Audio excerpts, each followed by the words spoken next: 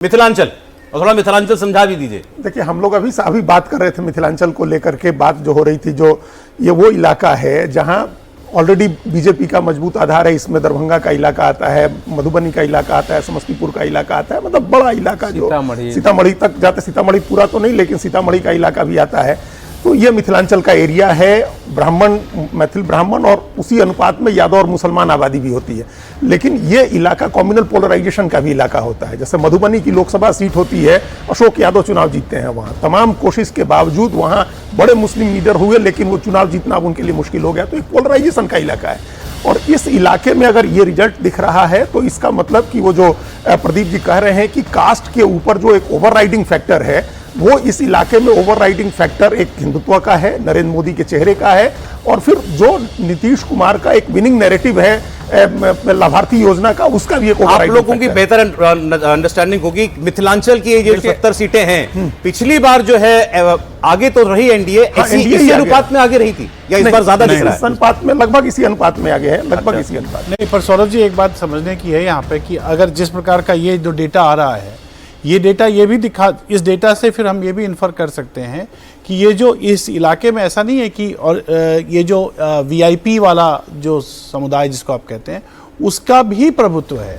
और अगर ये डेटा बावजूद है महागठबंधन में, अगर ये डेटा है तो ये डेटा है तो फिर वो जैसा मैंने कहा कि वीआईपी का लोड या ओवरलोड, मुकेश सहनी का जोर इसी बेल्ट पे चलता है ज्यादा। ये वो जो चल सकता था अगर चल रहा होता। बोराम की सीट जो है, इनके भाई वाली सीट जो है उसी इलाके में आती है और यहीं इनके भाई बैठे बीच चुनाव में।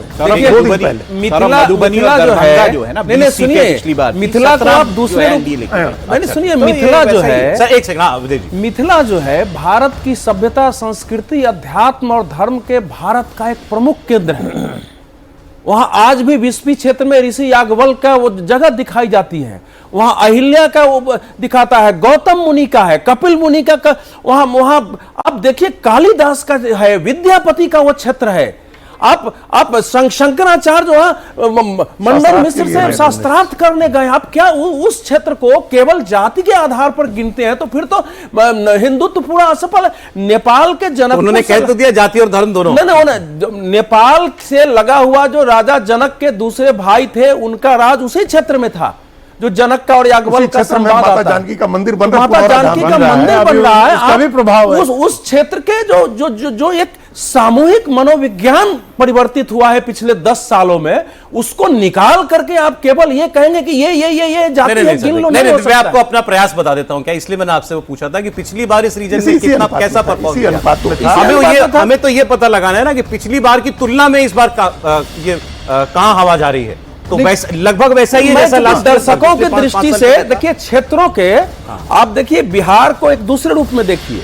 जब मगध भारत का केंद्र था तो भारत पूरा सुगठित था, तो वहां से जो नहीं एक चरित्र भी तो है ना क्षेत्र का। आप अलग अलग क्षेत्रों में जाएंगे तो लोगों के अंदर एक स्वाभिमान की भावना होती है। कह रहा हूं वो चरित्र क्या बदला या नहीं बदला ये जानना है। हाँ, तो आप अगर बताएंगे ही नहीं सब जाति हो छोटी छोटी, तो कैसे होगा? प्रदीप जी नहीं, अब चले गए। नहीं, प्रदीप की बात नहीं, हम आपस में चर्चा कर रहे हैं। तो वो चीजें मिथिला में अभी भी जाएंगे ना तो वहां के महिलाओं से आप सहमत हैं इस आंकड़े से? आपकी अपनी रिपोर्ट के मुताबिक आंकड़ा मतलब 5-10 आगे पीछे बाय एंड लार्ज सही है। सहमत है यहाँ पे से? बिल्कुल सही। तो प्रदीप जी फिर तो अगर और ये क्या ट्रेंड बाकी रीजन में भी रहेगा? हर रीजन की अपनी एक तासीर होती है, सीमांचल में अलग रीजन की तासीर के अलावा जो है सोशल कॉम्बिनेशन भी होता है, पार्टी का असर, ऑर्गेनाइजेशन भी होता है और कैंडिडेट का भी असर होता है। तो ये सब मिलाकर एक ओवरऑल पिक्चर बनाते हैं। लेकिन मैं जो सीमांचल की बात हो रही थी कि मुस्लिम वोट एमआईएम को मिलेगा नहीं मिलेगा, देखिए मुस्लिम वोट हर उस जगह पे बटेगा जहां बीजेपी नहीं है। बीजेपी होगी तो कंसोलिडेट होगा, इसमें कोई शक नहीं है, कोई इसमें रॉकेट साइंस नहीं है। पता लगा जब आप कह रहे हैं तो बीजेपी ही कह रहे हैं या ये कह रहे हैं?